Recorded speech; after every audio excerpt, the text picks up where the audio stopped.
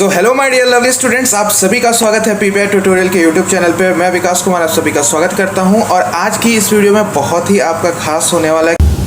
जो भी बच्चे हमारे फ्री पेड कोर्स से जुड़ना चाहते हैं तो स्क्रीन पे दिए हुए व्हाट्सएप नंबर पे हमें फ्री लिख कर मैसेज कीजिए, फिर आपको सारी डिटेल्स व्हाट्सएप पर दे दी जाएंगी और ये आपका एग्जामिनेशन तक के लिए वैलिड है, फ्री ऑफ कॉस्ट सभी के लिए। जो भी स्टूडेंट इच्छुक है अपनी तैयारी को और बेहतरीन करना चाहते हैं हमारे फ्री पेड कोर्स से, तो हमें व्हाट्सएप पर मैसेज कीजिए। सिर्फ व्हाट्सएप पर मैसेज करना है, आपको कॉल नहीं करना है। क्लासेस के बारे में आपको टाइम शेड्यूल और कौन सा सब्जेक्ट किस दिन होगा उसके लिए आपको टेलीग्राम चैनल ज्वाइन करना होगा। टेलीग्राम चैनल का नेम है पीपीआई ट्यूटोरियल, स्क्रीन पे भी देख सकते हो, नहीं तो डिस्क्रिप्शन बॉक्स में लिंक है, उसको भी क्लिक करके आप जा सकते हो। जस्ट आपको पीपीआई ट्यूटोरियल सर्च करना होगा टेलीग्राम चैनल पे। वहाँ पर आपको फ्री ऑफ कॉस्ट सारा आपको क्लास का पीडीएफ, टाइम शेड्यूल और सही टाइम पे आने पर आपका टेस्ट भी कंडक्ट कराया जाएगा। आज की क्लास में हम लोग वीवीआई क्वेश्चंस करेंगे for paramedical and paramedical matric Bihar के लिए, और अच्छे से हम लोग पूरा डिटेल में करेंगे विथ एक्स्ट्रा डिटेल। अलग से एक और जानकारी, जो भी बच्चे थ्योरी क्लासेस करना चाहते हैं यानी बेसिक से सारे सब्जेक्ट्स को हाई तक पढ़ना चाहते हैं तो आप हमारे पेड कोर्स को भी ज्वाइन कर सकते हो, जहां पर आपको सारे शिक्षक देख सकते हो पैरामेडिकल क्वालिफाइड है, तो सारे एक्सपीरियंस टीचर जो भी आपके पैरामेडिकल क्वालिफाइड कर चुके उनके द्वारा आपको पढ़ाया जाएगा। और कोर्स का फी आप देख सकते हो अभी बहुत ही कम है, ये जल्दी इंक्रीज कर दिया जाएगा। तो आप अगर इंटरेस्टेड हैं क्लास के बाद तो आप व्हाट्सएप नंबर पे हमें व्हाट्सएप कीजिएगा, आपको फर्दर सारा डिटेल्स दे दिया जाएगा। तो चलिए समय ना गाते हैं, आज की क्लास को शुरू कर। इन पे 3 प्रश्न आपको दे रखे हैं, आपको वो 3 प्रश्नों को उत्तर देना है। तो आपका पहला पैसेज क्या है वो देख लेते हैं।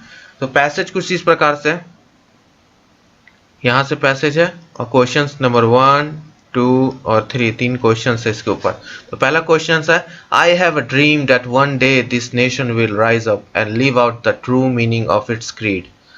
Behold this truth to be self-evident that all men are created equal.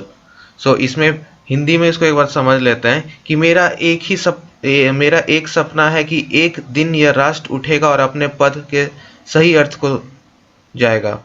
हम इन सत्यों को स्वयं स्पष्ट मानते हैं कि सभी मनुष्य समान बनाए गए हैं, यानी एक समान, इक्वल। तो यहाँ पे एक अच्छा क्वेट है कि आपको I have a dream that one day this nation will rise up. I have a dream that one day this nation will rise up and live out the true meaning of its creed. ठीक है, अपने पद का सही अर्थ को जाएगा। We hold this truth to be self-evident that all men are created equal. और हम इन सत्वों को स्वयं स्पष्ट मानते हैं कि सभी मनुष्य एक समान बनाए गए हैं। All men are created equal. तो who spoke this? किसने कहा था? गांधी जी ने, नेहरू, कैनेडी या मार्टिन लूथर किंग? तो ये कहा गया था मार्टिन लूथर किंग के द्वारा। तो डी करेक्ट आंसर है। मार्टिन लूथर किंग एक एक्टिविस्ट थे अमेरिकन, जिन्होंने सिविल वॉर जब चल रहा था अमेरिका में, उस टाइम इन्होंने एक्टिविस्ट का काम किया था और उन्होंने एक स्पीच संबोधित की थी, आई हैव ए ड्रीम करके, जो कि बहुत उस टाइम चर्चित थी। और इसमें एक समानता है इस क्वेश्चंस में, ये तो क्वेश्चंस है आउट ऑफ रिलेवेंस है, लेकिन बता रहा हूँ कि ये तीनों को असैसिन करके मारा गया था, असैसिनेट किया गया था। गांधी जी को भी, कैनेडी यानी जो अमेरिकन प्रेसिडेंट थे उनको, और मार्टिन लूथर किंग को भी असैसिनेट किया गया था। तो आपका काम है कि असैसिनेट का मतलब क्या होता है ये जानना, ठीक है। तो ये होमवर्क है कि असैसिनेशन का मतलब क्या होता है वो आपको जानना है, ठीक है। और आपको कमेंट बॉक्स में अपना कमेंट करना है कि असैसिनेशन का मतलब क्या होता है, ठीक है। तो इन तीनों को असैसिनेट किया गया था, ठीक है, मारा गया था। Which nation he was talking about? तो मैंने बताया मार्टिन लूथर किंग अमेरिका के थे, तो इन्होंने यूनाइटेड स्टेट्स ऑफ अमेरिका यानी यूएसए का बात कर रहे हैं। तो A is the correct option. In what context he was talking about of equality? यहाँ पे इक्वालिटी को किस समान से बात किया गया? तो यहाँ पे इक्वालिटी का मतलब कंपैरिजन किया गया। आप जानते हो कि Martin Luther King was a black American, so यहाँ पे उन्होंने ब्लैक अमेरिकन और वाइट अमेरिकन के बीच में जो अनइक्वालिटी था, रेसिज्म था, उसके बारे में डिस्कस किया गया था। तो उन्होंने स्किन कलर को यहाँ पे इनडायरेक्टली बताया है कि स्किन का आपका जो कलर रहता है उस पर हम लोगों को, मनुष्यों को ट्रीट नहीं करना चाहिए। And we are all equal, तो हम लोग सब एक समान हैं। सो स्किन कलर पे इन्होंने कॉन्टेक्स्ट में बात किया था। स्किन कलर कहाँ पे है? सो आपका इक्वालिटी, क्योंकि ये ब्लैक अमेरिकन थे और उस टाइम और अभी भी ब्लैक और वाइट का बहुत अनइक्वालिटी है अमेरिका में। तो एक अनइक्वालिटी हर जगह पे है, ऐसा नहीं है कि सिर्फ इंडिया में है, हर जगह है। लेकिन प्रॉब्लम्स हर जगह होती हैं, बस हमें उसको सॉल्यूशन ढूंढना रहता है। तो अभी भी प्रॉब्लम्स है वाइट एंड ब्लैक अमेरिकन्स की, लेकिन अब नहीं है, बहुत कम है, लेकिन फिर भी है। हर जगह प्रॉब्लम्स कुछ ना कुछ सोसाइटीज़ में होती हैं, अनइक्वालिटी होती है, लेकिन धीरे धीरे सब अच्छा ही होता है और अच्छा हो भी रहा है। सो ये था आपका first second third, who spoke this, which nation he was talking about, और किस संदर्भ में ही was talking about the equality. तो संदर्भ में, किस संदर्भ में इन्होंने इक्वालिटी की बात की थी, तो आपका स्किन कलर था। तो ये था आपका पूरा डिटेल एक्सप्लेनेशन पहला पैसेज का। और पैसेज हर साल आपका पूछा जाता है, और इस साल भी पूछा गया था 2020 में। सो पैसेज पे हमेशा सवाल आता है और इजी सवाल रहता है, ठीक है। चलिए नेक्स्ट क्वेश्चन पे चलते हैं। Come on, now we will move to our next question, and the next question is, who wrote into that heaven of freedom, my father let my country awake? A. Bankim, B. Tagore, C. John Keats, D. Tennyson। तो किसने लिखा था into that heaven of freedom, my father let my country awake? तो ये लिखा गया था आपका रविंद्रनाथ टैगोर के द्वारा, ठीक है। तो ये रविंद्रनाथ टैगोर के द्वारा लिखा गया था। रविंद्रनाथ टैगोर को हम लोग गुरुदेव के नाम से भी बोलते हैं, इनको गुरुदेव भी कहा जाता है। सो इसका करेक्ट आंसर आपका बी होगा, ठीक है। चलिए अब नेक्स्ट क्वेश्चन पे चलते हैं हम लोग।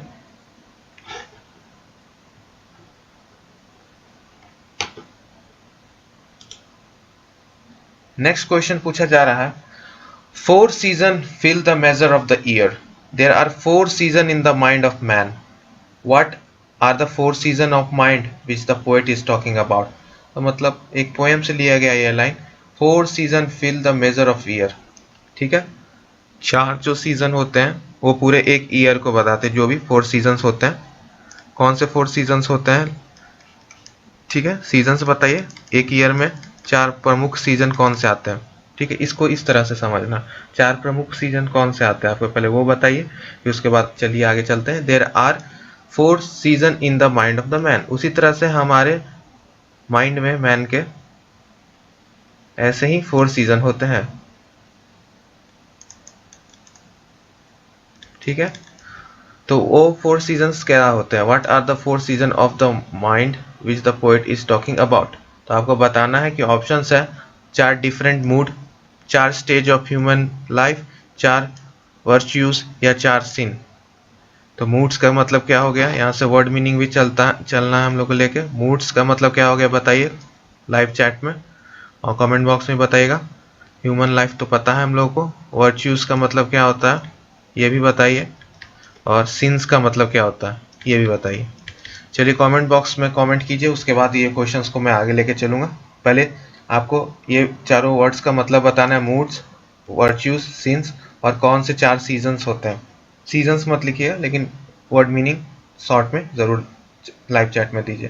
आई एम वेटिंग, ठीक है, जल्दी जल्दी दीजिए, मैं चेक कर रहा हूँ।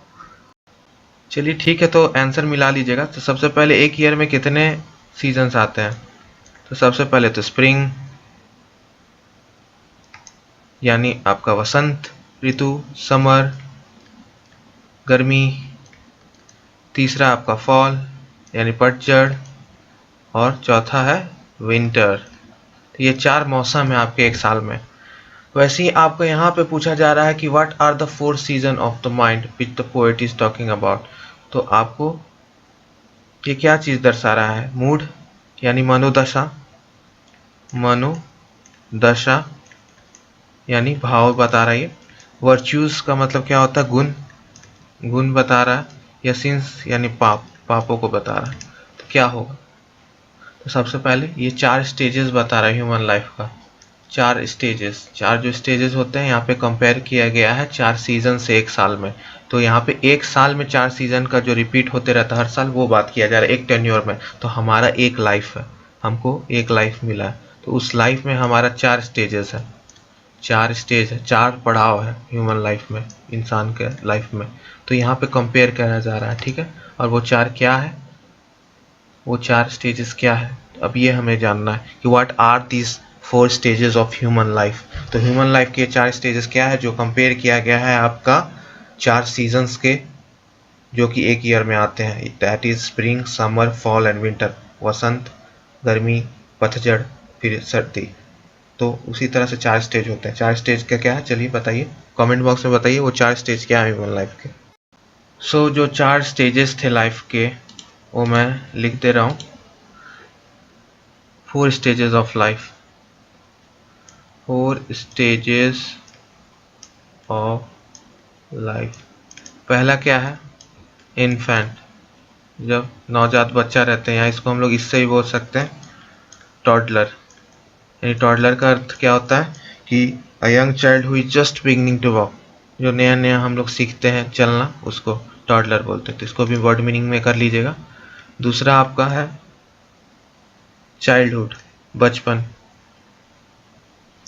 थर्ड है आपका एडोलेसेंस, यानी जवानी, जस्ट एडल्ट होते हैं हम लोग, एडोलेसेंस। एडोलेसेंस का भी मीनिंग वर्ड मीनिंग में डाल दीजिएगा।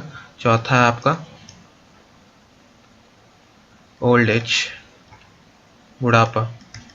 ठीक है, तो 4 है, infant, childhood, adolescence and old age. तो यहाँ पे जिस तरह से एक ईयर में आपका 4 सीजन रहते हैं, वैसे ही आपका एक लाइफ में हमारा ये 4 स्टेजेस रहते हैं। ठीक है, तो ये था आपका क्वेश्चंस का एक्सप्लेनेशन, और इस टाइप से आपको क्वेश्चंस करने हैं। अगर आपने नहीं भी पढ़ा होगा पोएम तो आप कर सकते हो, बस थोड़ा सा पोएम का अर्थ, उस लाइन का भी अर्थ समझ लोगे, ये क्वेश्चंस इस तरह से भी कर सकते हो। अगर आपको कभी एग्जाम में आए, आपने पोएम नहीं पढ़ा है, किसी पोएम का लाइन है, आप पोएट भी नहीं जानते हो, उसका आपने पढ़ा भी नहीं है कि पोएट क्या कहना चाह रहा है, तो बस आप थोड़ा सा वर्ड्स को अच्छे से पकड़िए, 1 से 2 बार रीड कीजिए सेंटेंस को, आपको खुद वो पोएम का लाइन ही आपको आंसर दे देगा। तो जैसे यहाँ पे मैंने डिटेल में पूरा बताया, डिस्क्राइब करके किस तरह से क्वेश्चंस को आपको करना है, जो आपको नहीं भी पढ़ रखे हैं पोएम्स उसके लिए। ठीक है, क्योंकि पोएम्स के वे में क्वेश्चंस आते हैं आपके, और ये 2019 का है तो ज़्यादा पुराना तो है नहीं प्रश्न। ठीक है, तो ये था आपका एक्सप्लेनेशन। सो यहाँ पे मैंने बताया कि डिफिडेंट आपका करेक्ट आंसर होगा। अब देख लेते हैं सबका मीनिंग्स और सबको करेक्ट करके। तो सबसे पहले ए के साथ चलते हैं, जो गलत है उसको ठीक करते हैं। इनोसेंट दे रखा है, करेक्ट स्पेलिंग क्या होगा, INNOCENT, इनोसेंट। इनोसेंट मतलब निर्दोष।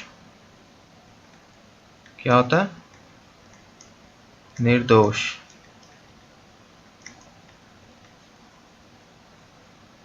बी में आ जाते हैं सक्सेस, करेक्ट स्पेलिंग क्या होगा, SUCCESS।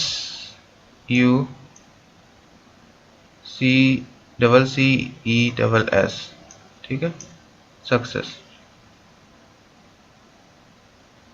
सी में आ जाता है फॉली, FOLY है,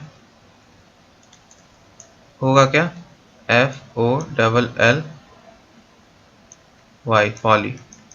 सक्सेस का मतलब सफलता, सफलता। ठीक है, फॉली का मतलब क्या होता है, मूर्खता, मूर्खता। जैसे सक्सेस का मतलब सफलता, जैसे हमारे चैनल का मोटो है, अब सफलता दूर नहीं। ठीक है, उसी तरह से सफलता हो गया। और फॉली का मतलब होता है मूर्खता। मूर्खता का मतलब है, कभी कभी फॉली बोलते हैं ना कि आप बिना सोचे समझे कोई कार्य कर देते हो तो उसका दुष्परिणाम आपको भुगतना पड़ता है। तो उस सेंस में, उस कॉन्टेक्स्ट में, उस संदर्भ में यहाँ पे बात किया जा रहा है कि फॉली यहाँ पे इस तरह से यूज होगा। तो FOLLY, फॉली, मूर्खता। तो ये था आपका पूरा डिटेल एक्सप्लेनेशन इस क्वेश्चन का। चलिए नेक्स्ट क्वेश्चन पे चलते हैं। सो आइए नेक्स्ट क्वेश्चन पे चलते हैं। Which sentence is written incorrectly as a wrong word is used? इस 4 सेंटेंस दे रखे हैं, वाक्य दे रखे हैं, उसमें से आपको बताना है कि कौन सा एक शब्द गलत यूज हो रखा है। तो किसी एक वाक्य में एक शब्द आपका गलत, इनकरेक्ट लिखा हुआ है, उसको बस सुधारना है। तो वो कौन सा सेंटेंस था बताइए। ठीक है, तो आपका पहला है our principal is a good man, हमारे प्रधान अध्यापक बहुत अच्छे इंसान है। बी है he has no principle in life. ठीक है, सेम वर्ड को वापस लिखा गया कि उनमें कोई प्रिंसिपल नहीं है। तीसरा है आपका the lion is a beast of prey. ठीक है, और चौथा है I have no peace of mind. तो यहाँ पे साफ साफ यहाँ पे दिख रहा है प्रिंसिपल। ठीक है, तो प्रिंसिपल का यहाँ पे गलत उपयोग किया गया है। इसके जगह पे कौन सा सही वर्ड यूज होगा, प्रिंसिपल ही यूज होगा। सेम प्रोनाउंसिएशन है लेकिन वर्ड्स डिफरेंट है, वैसे शब्द को हम लोग क्या बोलते हैं जिनका सेम प्रोनाउंसिएशन हो, बोलने में सेम हो लेकिन लिखने में अलग हो, उसको क्या बोलते हैं? कमेंट बॉक्स में बताइए, मैं नहीं बताऊंगा ये चीज़, ठीक है। तो प्रिंसिपल दे रखा है, इसका करेक्ट क्या होगा? इसका करेक्ट होगा प्रिंसिपल, PRINCIPLE। प्रिंसिपल का मतलब क्या होता है? सिद्धांत, बोलते हैं ना मोरल, कोई उसका सिद्धांत ही नहीं है, बोलते हैं ना he has no principle, rules कुछ भी नहीं है वर्ड्स। तो प्रिंसिपल से लाइफ जीना चाहिए, सिद्धांत, तो उनमें प्रिंसिपल की जगह पे ये वाला प्रिंसिपल होगा। दोनों सेम वर्ड्स बोलने में है लेकिन डिफरेंट मीनिंग है, ठीक है। तो सिद्धांत, प्रिंसिपल, तो he has no principle in life, answer क्या हो गया? He has no principle in, उनके लाइफ में कोई सिद्धांत ही नहीं है, ठीक है। तो ये आपका करेक्ट हो गया, यानी बी आपका एक वर्ड था जिसमें गलत वर्ड का यूज था, तो ये था आपका एक्सप्लेनेशन। चलिए नेक्स्ट क्वेश्चन पे चलते हैं। Fill in the blanks with the correct choice, fill in the blanks करना है विद द करेक्ट चॉइस। चलिए बताइए इसमें से करेक्ट चॉइस आपका क्या है? तो and dash in the blanks man will do nothing, किस प्रकार का इंसान कुछ भी नहीं करेगा, आपको बताना किस प्रकार का इंसान कुछ भी नहीं करेगा। तो आंसर क्या होगा इसका? ऑप्शन है आइडियल, आइडल और आइडल। तो आपको बताना कौन सा सही आंसर है।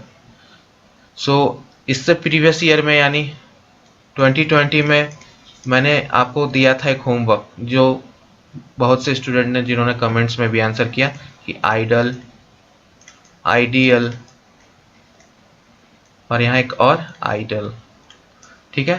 तीनों का अर्थ क्या होता है, यानी मीनिंग क्या होता है, और साथ ही साथ ये पार्ट्स ऑफ स्पीच के कौन से पार्ट्स हैं, यानी प्रोनाउन है, नाउन है, एडजेक्टिव, एडवर्ब क्या है।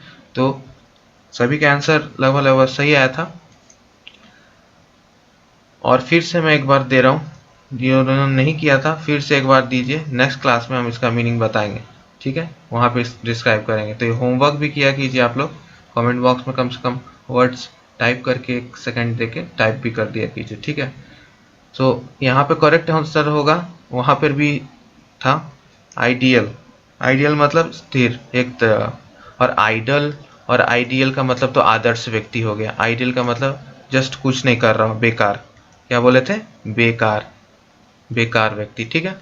तो आइडियल, तो एक आइडियल व्यक्ति, आइडल व्यक्ति कुछ नहीं करता है। आइडियल और आइडल तो दोनों आदर्श वाले कैरेक्टरिस्टिक्स में चले गए। अब आइडल क्या है और आइडियल क्या है, वर्ब है कि नाउन है कि प्रोनाउन है, ये आपका फिर से मैं होमवर्क दे रहा हूँ, जो कि मैं नेक्स्ट आपके क्लास जब भी इंग्लिश का होगा वहाँ बताऊँगा, ठीक है। तो आपको बताना है। चलिए उतना देर वेट नहीं करते, आप ही बता देते हैं क्योंकि पिछला वर्क का था। तो आइडियल का मतलब क्या होता है? आपका आदर्श, ये तो मैं बताया था उस क्लास में भी। ये क्या है? एडजेक्टिव है। क्या है?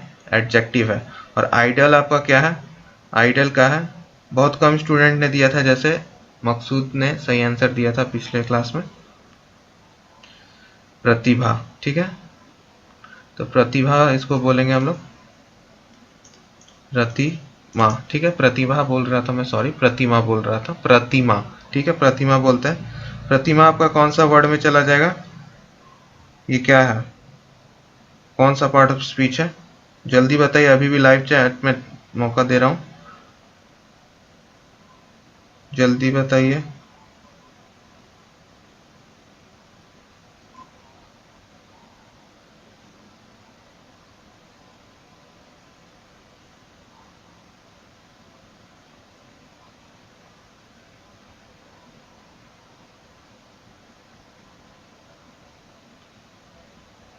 चलिए टाइम्स अप।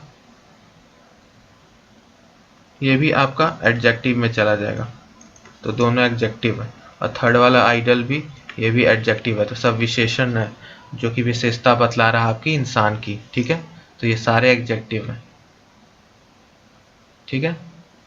कभी कभी आइडल यानी हम लोग मूर्ति के रूप में भी बोलते हैं, भगवान की मूर्ति, लेकिन यहाँ पे हम लोग बात कर रहे हैं मैन के कॉन्टेक्स्ट में, तो यहाँ मैन के आगे अगर रखेंगे तो वर्ड सारा विशेषता बतलाएगी इंसान की, तो ये सारे एडजेक्टिव हैं, इसको वो आइडियल में मत लीजिएगा कि मूर्ति के सेंस में नाउन में ले जाए, नहीं, इसको नाउन में मत ले जाइएगा। इसको इस सेंटेंस के कॉन्टेक्स्ट में मैंने पूछा था, ठीक है। तो इस सेंटेंस के कॉन्टेक्स्ट में यानी वाक्य के संदर्भ में आपका मैन के लिए बात हो रहा है, तो आपका ये सारा एडजेक्टिव होगा। तो इस तरीके से आपको पार्ट्स ऑफ स्पीच भी करना है, ठीक है। आई होप ये क्वेश्चन आपको समझ में आ गया होगा। चलिए नेक्स्ट क्वेश्चन पे चलते हैं। To eat the humble pie means, to eat the humble pie means इसका क्या उदाहरण अर्थ रहेगा, ठीक है। तो ये एक मुहावरा है जो कि हम लोग यूज करते हैं। तो सबसे पहले क्या है, टू अपोलोजाइज, टू अपोलोजाइज। दूसरा to eat cheap sweet, to eat cheap sweets.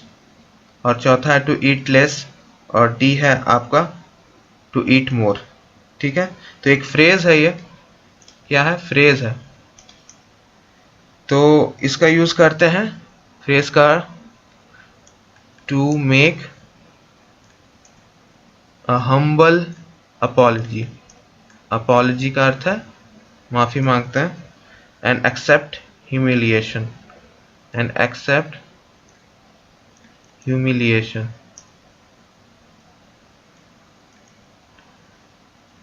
तो ए आंसर हो गया, टू अपोलोजाइज, माफी मांगने के लिए यूज करते हैं, और एक्सेप्ट करते हैं हम लोग अपना ह्यूमिलिएशन। तो इसका अर्थ ये है to eat the humble pie, ठीक है। तो कैसे, for example, they had to eat humble pie when the rumours they were spreading were proved false. तो उन्होंने माफी मांगा जब उन्होंने जो रूमर्स फैलाया वो गलत साबित हुआ। तो ये इस तरह से वाक्य में यानी सेंटेंसेस में हम लोगों को इसका यूज करना है। चलिए नेक्स्ट क्वेश्चन में चलते हैं। The antonym of fickle, fickle का एंटोनिम क्या होता है, फिकल का आपको एंटोनिम बताना है। एंड योर ऑप्शंस आर, आपके ऑप्शंस दे रखे हैं, फाइनल, कांस्टेंट, फैमिलियर, फुल। तो आपको बताना कौन सा आपका सही है, ठीक है। तो फिकल का आपका सही होगा B option, constant. Constant, fickle का एंटोनिम उल्टा क्या होगा, कांस्टेंट। तो फिकल का एंटोनिम हो जाएगा आपको कांस्टेंट, ठीक है। ये आपका करेक्ट आंसर है। और फाइनल, फैमिलियर, फुल, इसका क्या अर्थ हो गया ये भी बताना है आपको, ठीक है। चलिए नेक्स्ट क्वेश्चन में चलते हैं। Which is not a synonym for a citadel, Citadel के लिए कौन सा एक सिनोनिम नहीं है। तो ठीक है, तो सिटाडेल का अर्थ क्या होता है ये पहले बता दीजिए।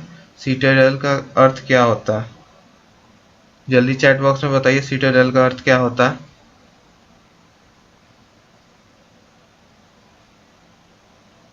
चलिए मैं देख रहा हूं सभी का।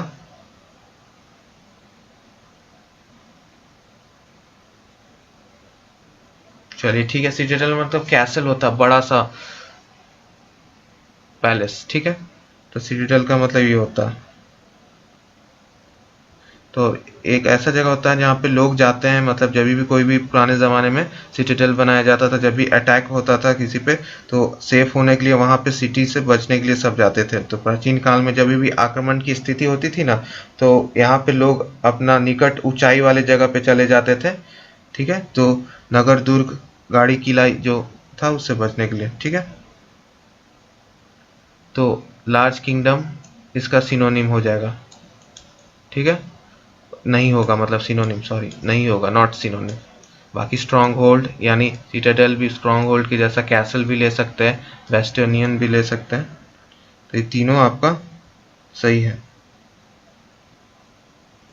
ओके, समझ में आ गया ये वाला क्वेश्चन। तो सारा हम लोग सिटाडेल का प्रयोग यहाँ पे बचाव के लिए कर रहे हैं। तो इसका भी मतलब बचाव हो गया ए का, स्ट्रॉन्ग होल्ड का भी मतलब बचाव हो गया, और आपका कैसल का मतलब ही बचाव हो गया। लेकिन लार्ज किंगडम तो एक किंगडम है जो कि सिनोनिम नहीं है सिटाडेल का। तो बाकी सारा तो सिटाडेल का सिनोनिम ही हो गया, ठीक है।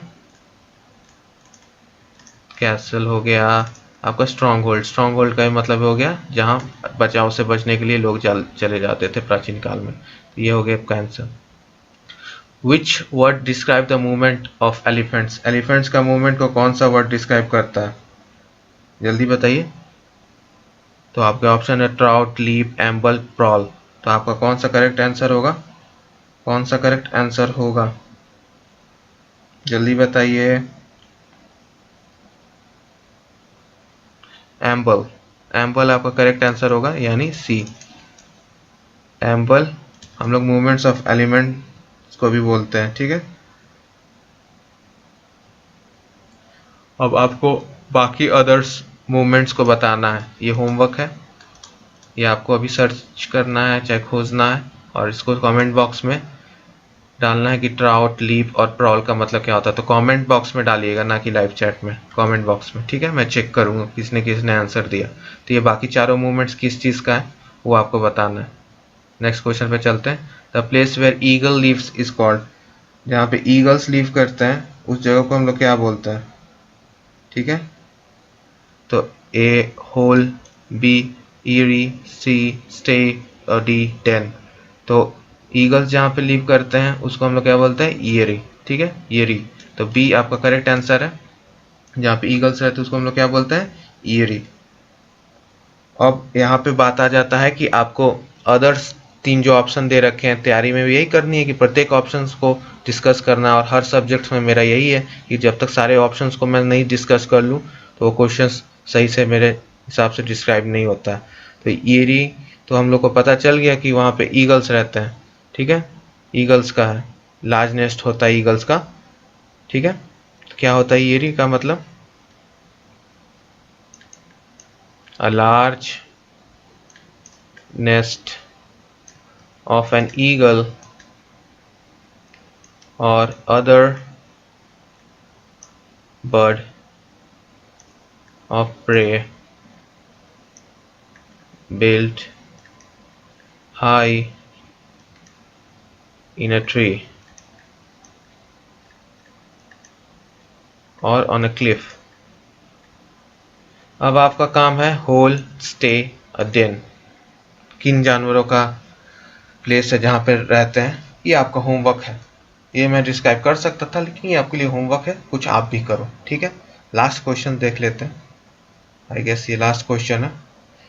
The young one of goat is called, goat के यंग वंस को हम लोग क्या बोलते हैं, गोट के यंग वंस को हम लोग क्या बोलते हैं, जल्दी बताइए।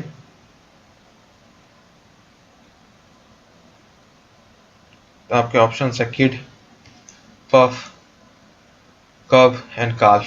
तो यंग वंस गोट को क्या, गोट के क्या बोलते हैं हम लोग, जल्दी बताइए।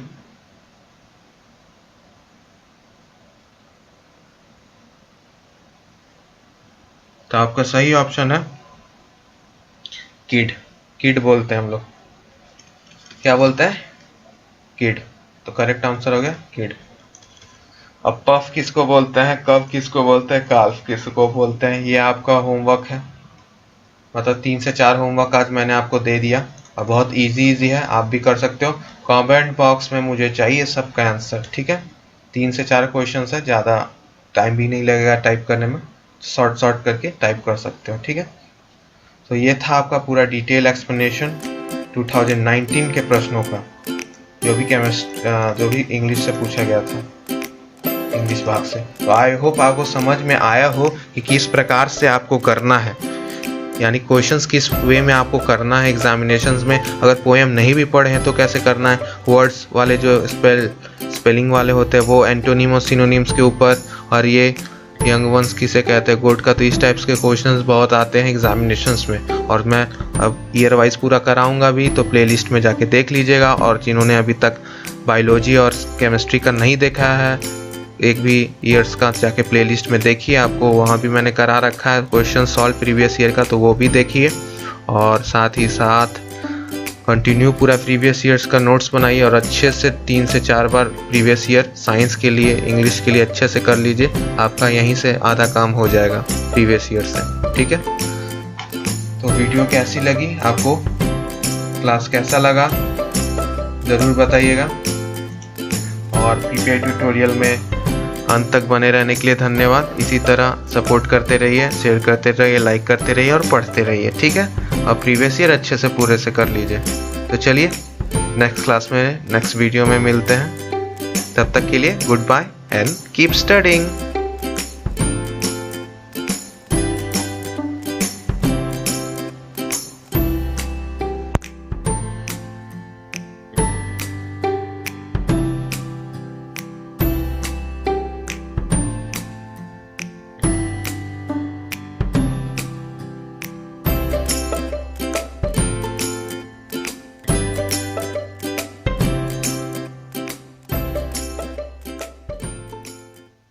Hello my